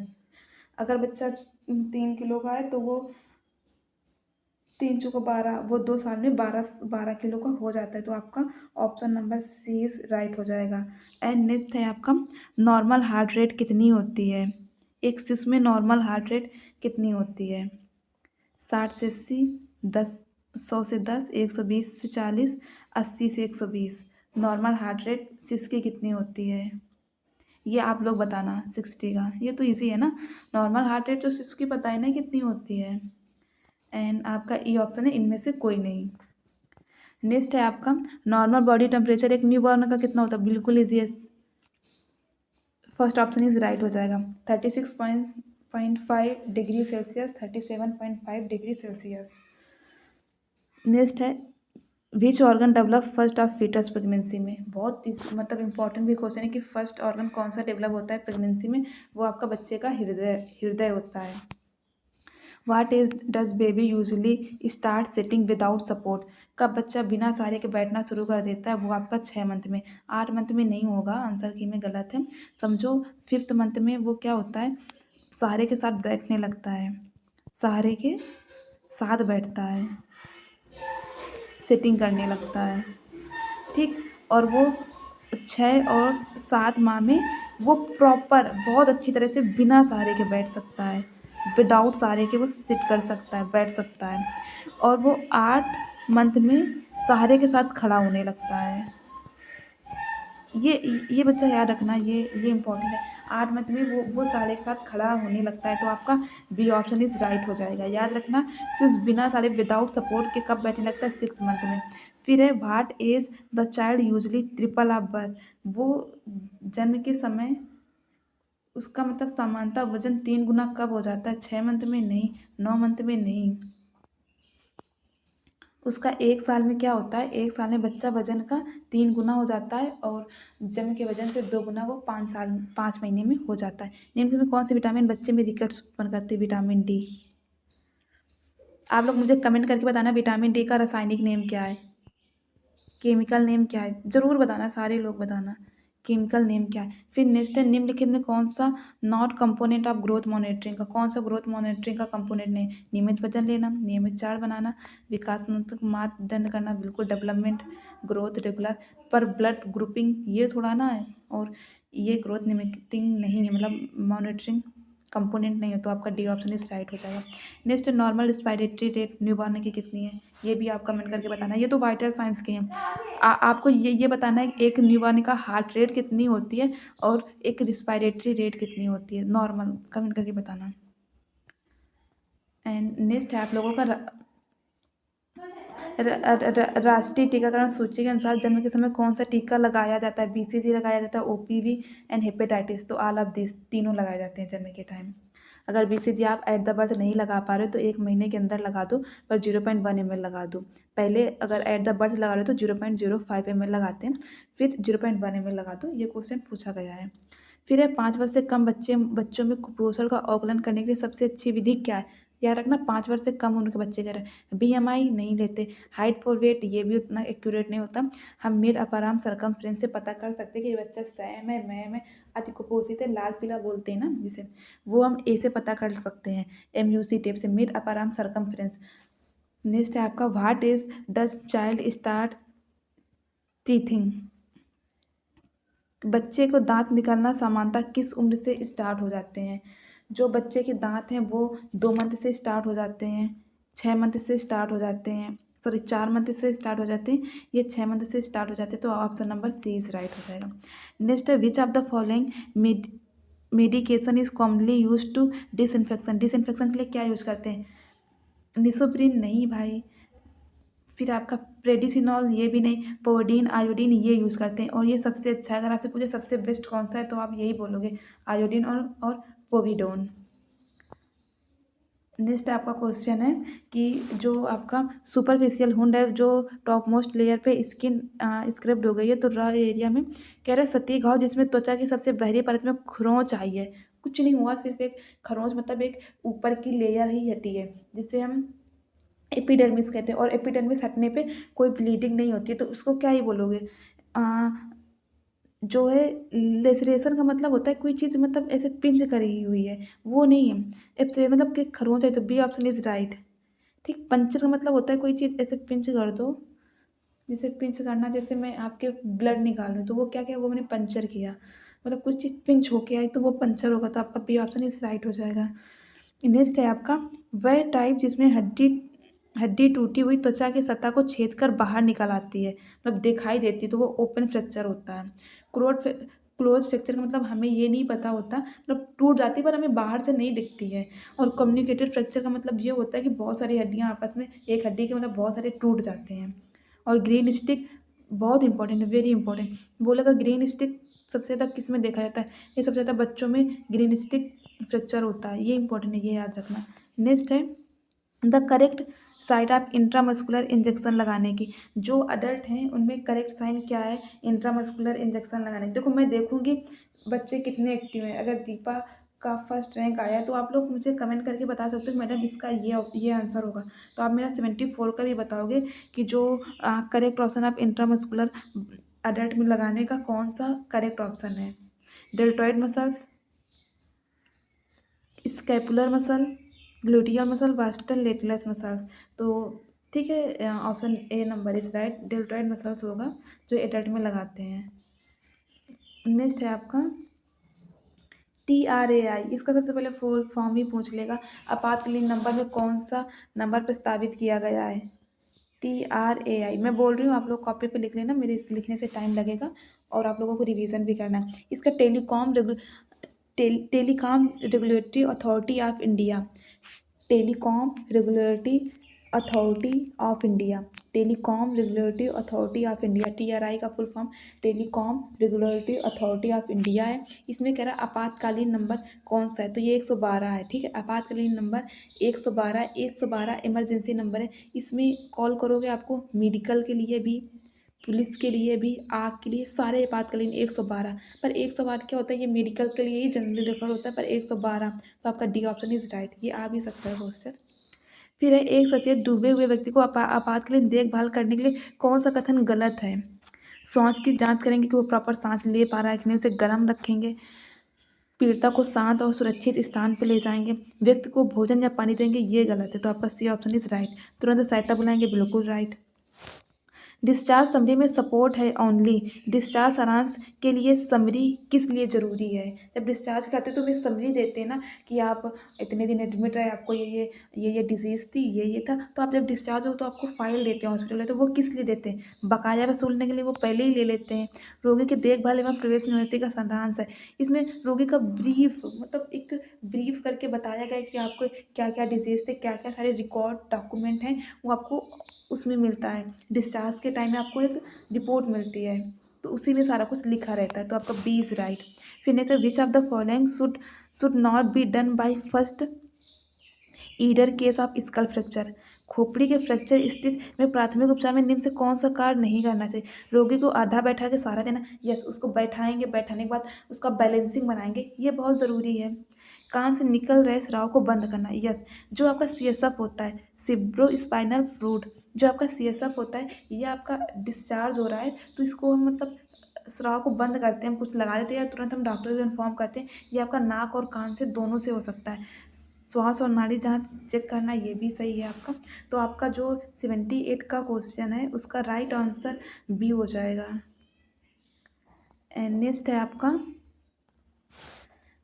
सदमे में रोगी को कौन सा इंट्रावीनस क्रिस्टाइल वांछनीय है, मतलब इसमें से कौन सा हम मतलब प्रेफर्ड कर सकते हैं। Normal saline, glucose saline, Ringer lactate, dextrose. तो आप याद रखना जितने भी सॉक्स के लिए उनको सबसे प्रेफर्ड करते हैं, सबसे अच्छा है वो हम RL देते हैं, रिंगल लैक्टेट देते हैं, तो आपका सी ऑप्शन इज राइट। जितने भी सॉक्स के पेशेंट हैं उन्हें हम RL देंगे, रिंगल लैक्टेट देंगे, तो ये फर्स्ट चॉइस होती है। फर्स्ट चॉइस क्या है, रिंगल लैक्टेट। किसके लिए, सॉक्ड वाले पेशेंट के लिए फर्स्ट चॉइस है RL। नेक्स्ट है इंद्रधनुष किससे संबंधित है। इंद्रधनुष आप बताना, जो मिशन इंद्रधनुष है, इंद्रधनुष कब लॉन्च हुआ था। 2014 में हुआ था, पर कौन सी डेट में हुआ था ये बताना, ठीक है, इंद्रधनुष। और ये किससे है, ये आपका इम्यूनाइजेशन से, टीकाकरण से। नेक्स्ट है which of route administrative provide to fastest effect, दवा देने का सबसे तेज प्रभाव कौन सा है। वो आप इंट्रावीनस दोगे, सबसे ज़्यादा इंट्रावीनस है तो बहुत जल्दी इफेक्ट करेगा। नेक्स्ट, निम्नलिखित में कौन सी दवा एंटीसेप्टिक के रूप में प्रयोग ली जाती है। एंटीसेप्टिक का मतलब कौन सा है? Paracetamol, Betadine, folic acid. Paracetamol क्या है आपका? एंटीपायरेटिक है। इसको हम फीवर और पेन के समय दोनों ले सकते हैं, फीवर और पेन के टाइम। पर बीटाडीन ये एक एंटीसेप्टिक है। आप देखो कोई घाव होगा तो उसे क्लीन करते हैं बीटाडीन से। फॉलिक एसिड नहीं, विटामिन सी नहीं, तो आपका बी ऑप्शन इज राइट। तो आपका ऑप्शन बी इज राइट हो जाएगा। नेक्स्ट है which injection site is the intramuscular infant. Yes, ये आप बताओगे इन्फेंट के लिए इंट्रामस्कुलर साइट कौन सी होती है कि इसे हम IM दे दें, और IM, ठीक। तो ये आप बताना इसका 83 का भी आप लोग ऑप्शन आंसर बताना मेरे को पता है, पर आप लोग भी बताना तो पता चलेगा आप लोग कितने एक्टिव हैं। अगर ये आपको नहीं आया, जो आपको क्वेश्चन नहीं आ रहा, आप उसका याद कर लो। याद ही करना एक ऑप्शन होता है, तो आप लोग मेरे को बताना। इससे आपको देखो, आप कमेंट में लिखोगे तो आपको थोड़ा याद भी होगा, तो इसीलिए मैं बोली ये इंपॉर्टेंट भी है और ईजी भी है, इसीलिए मैंने आपको दी है। बाकी तो मैं सारी कराई हूँ। फिर है what is the correct angle of intramuscular. 90 degree, 15 ID intradermal, 45 subcutaneous. और आप बोलना इंट्रावीनस का कितना देते हैं, कौन सा एंगल है इंट्रावीनस देने का, ठीक। इंट्राडर्मल 15, 45 सबकुटेनियस देते हैं, 90 IM देते हैं। इंट्रावीनस आप बताना। Which of the following is not parental route. इसमें से कौन सा है? इंट्रावीनस, इंट्रामस्कुलर, सबकुटेनियस, ओरल नहीं है, तो C option is right. And next है निश्चय। एक निश्चय एप्लीकेशन है, उसका मुख्य उद्देश्य क्या है? निश्चय में क्या होता है? निश्चय हमारी गवर्नमेंट ने चलाया, क्योंकि गवर्नमेंट का उद्देश्य था कि 2025 में इंडिया से TB मुक्त बनाएंगे, इंडिया को TB मुक्त बनाएंगे। तो उसमें बहुत सारे कार्यक्रम चल रहे हैं, उसमें से एक निश्चय। निश्चय बेसिकली ये ट्यूबरकुलोसिस के मामले की निगरानी करते हैं, उसमें निश्चय होता है। उसमें हम दिखाते हैं कौन सा बच्चा कहाँ पे ट्यूबरकुलोसिस का। फिर है भारत में गिनी वॉर्म कि अंतिम केस कब आया था। देखो अगर ये क्वेश्चन आ जाएगा तो सारे बच्चे छोड़ के आएंगे, क्योंकि इम्पॉर्टेंट है, पर उतना भी ज़्यादा बच्चों को नहीं याद है। इसमें से बहुत सारे बच्चों का ये छोड़ दिया या तो उन्होंने अटैम्प्ट किया, तो राइट भी नहीं है। तो जो आपका गिनी वार्म है, गिनी वार्म सबसे पहले ये दूषित जल और पानी से फैलता है। थोड़ा सा मैं इसका बता दे रही हूँ। गिनी वार्म दूषित जल और पानी से फैलता था, गिनी वार्म। और इसमें क्या हो जाता था, पैरों में जो पैरों में सूजन आ जाती थी और विकलांगता भी आ जाती थी, गिनी वार्म। और गिनी वार्म था वो ट्रेक्यूकुलेसस मेंडिएसिस से फैलता है, ट्रेक्यूकुलोसिस मेंडियोसिस से फैलता है। और ये इंडिया में सबसे लास्ट केस था, जो कि मतलब कब रिपोर्ट किया गया कि इसका अंतिम केस, ये 1994 में। तो ए ऑप्शन इज राइट हो जाएगा गिनी वार्म का। दूषित जल और पानी से फैलता है गिनी वार्म। और ये क्या होता है कि इसमें स्वेलिंग वगैरह हो जाती है और विकलांगता वगैरह भी आ जाती है गिनी वार्म से। नेक्स्ट है निम्नलिखित में से कॉलरा को नियंत्रित अंतर्गत, कॉलरा के अंतर्गत क्या नहीं आता? पानी उबाल के पीना चाहिए, बिल्कुल दूषित जल और पानी से कॉलरा फैलता है। भोजन को स्वच्छता से बनाना चाहिए, सीख उपदान करना चाहिए। रासायनिक केमिकल का क्यों मतलब सामूहिक रोग निवारण के लिए, तो आपका डी ऑप्शन इज राइट हो जाएगा, ठीक। नेक्स्ट है मोरबिलिटी।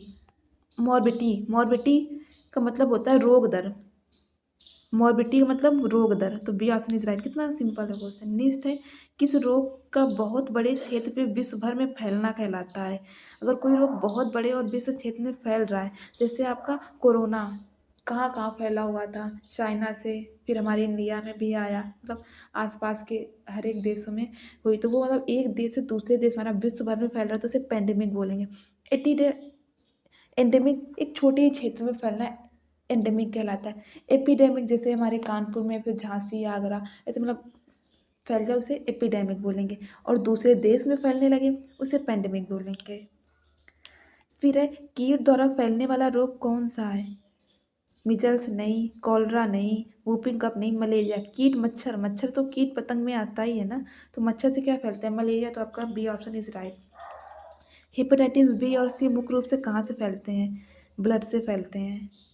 नेक्स्ट है आइसबर्ग फ्लोटिंग टिप्स। देखो ये बहुत इंपॉर्टेंट है आइसबर्ग का। आइसबर्ग की जो थ्योरी थी, उन्होंने क्या बताया था कि जैसे एक पानी है, पानी में एक आइस पड़ी है, ठीक, ये आपका आइस है। तो आइस में क्या होता है कि जो हमें ऊपर दिखाई देता है, इसका एक अंदर होता है, पूरा तो ऊपर आता नहीं, थोड़ा नीचे होता है, ऊपर होता है। जो ऊपर होता है ये बोलते हैं कि ये हमें ट्रीटेड होते हैं, ये तो पता चल जाता है इनका हम ट्रीट कर सकते हैं, ये इस बीमारी से। पर एक जो नीचे वाला हिस्सा होता है ये अनट्रीटेड होता है। तो आपसे कह रहा है फ्लोटिंग टिप, जो ऊपर दिख रहा है, जो नीचे वाला है सबमर्ज, जो पानी मर्ज है, वो ट्रीटेड नहीं है, ठीक, मतलब अनडायग्नोस्टिक है। ये तो डायग्नोस्टिक है कि मतलब इसका डायग्नोस्ड हो गया, ये अनडायग्नोस्ड है। तो जो तैर नहीं रहा है वो अनडायग्नोज्ड है। तो आप रखना फ्लोटिंग टिप में जो ऊपर तैरने वाला है वो डायग्नोज्ड है और जो नीचे वाला अनडायग्नोज्ड है। ये नहीं पता होता कि अच्छा ये भी बीमारी वो नहीं पता होती है, ठीक। तो इसका बी ऑप्शन, तो इसका डायग्नोज मतलब ए ऑप्शन इज राइट हो जाएगा। नेक्स्ट है मिजल्स का कारण क्या है। ये बहुत ईजी है, ये आप ही बता दोगे। मिजल्स का 94 का आंसर आप बताना। Paramyxo virus, variola virus, herpes virus, HIV virus. Next है मिजल्स वैक्सीन किस मार्ग से दी जाती है। सबकुटेनियस दी जाती है। वर्टिकल ट्रांसमिशन का उदाहरण क्या है। मच्छर द्वारा, हवा द्वारा, माता से भ्रूण के द्वारा। ये सारे इनडायरेक्ट डायरेक्ट हो जाएंगे। ये माता से भ्रूण के द्वारा आपका सी ऑप्शन इस राइट हो जाएगा। कैरेटोमलेसिया किस रोग का कारण है। मिजल्स नहीं, मम्स नहीं, रुबेला नहीं, चिकन पॉक्स। कैरेटोमलेसिया किसका है। None of these. नेक्स्ट है टाइफाइड की पुष्टि किससे की जाती है। विडाल टेस्ट से की जाती है, मॉन्टेक टेस्ट, टीबी के लिए ELISA test, ELISA PCR test आप बताना। पॉलीमर चैन रिएक्शन होता है फुल फॉर्म PCR का। तो आपका 98 का option A Widal test, sorry. अब नेक्स्ट है आपका कि स्पॉट, अर्ली स्पॉट किस विधि की जांच के लिए किया जाता है। तो ये आपका TB के लिए किया जाता है, ट्यूबरकुलोसिस में स्पॉट के लिए, ठीक। बी ऑप्शन इज है। निम्नलिखित में कौन सा मिल्क रोग नहीं है। ट्यूबरकुलोसिस, देखो इसको कैसे करते हैं। ट्यूबरकुलोसिस मिल्क रोग नहीं है। डिप्थीरिया मिल्क वाला रोग नहीं है। पर्ट्यूटिस मिल्क रोग नहीं है। और ये आपका है ब्रेसुलेसिस प्रोनाउंसिएशन में दिक्कत हो रहा है। जो आपका ब्रेसुलोसिस है या इनमें से कोई नहीं। तो जो ब्रोसिलोसिस है इसमें क्या होता है, ये एक मिल्क बॉर्न रोग, इसमें से कह रहा मिल्क बॉर्न रोग नहीं है। सॉरी, क्वेश्चन ही है यही है कि मिल्क बॉर्न रोग नहीं है। तो इसमें से कौन सा नहीं है। तो देखो ये क्वेश्चन ही गलत है, इसमें से होना चाहिए है, ठीक है। तो ये थोड़ा सा आप सही कर लेना, मिल्क बॉर्न रोग है। तो ये आपका ब्रोसोलोसिस है। ब्रोसोलोसिस क्या होता है, ये एक मिल्क रोग होता है। इसमें क्या होता है, अगर जो पशु होते हैं, पशुओं का जो मिल्क होता है, अगर आप उसको प्रॉपर जैसे बोलते हैं कि उबाल के पीना चाहिए। उबाल के मतलब उसको काफ़ी गर्म करके उबाल के पीना चाहिए। अगर ये इसमें क्या होता है कि ये पशुओं से अगर आप दूध उबाल के नहीं पी रहे हो और ऐसे ही पी रहे हो और वो फिर आप में भी हो जाएगा और ये पशुओं में होता है, पशुओं से ह्यूमन में हो जाता है। और ये आप याद रखना, ये हर पशु में नहीं, तो जो संक्रमित पशु होते हैं उसी में होता है, उससे आप लोगों को बीमारी हो जाती है। और ये आ सकता है जो आपका ब्रोसोलोसिस है, ये कौन से फैलता है, ये बैक्टीरिया के द्वारा फैलता है। किसके द्वारा फैलता है, बैक्टीरिया के द्वारा।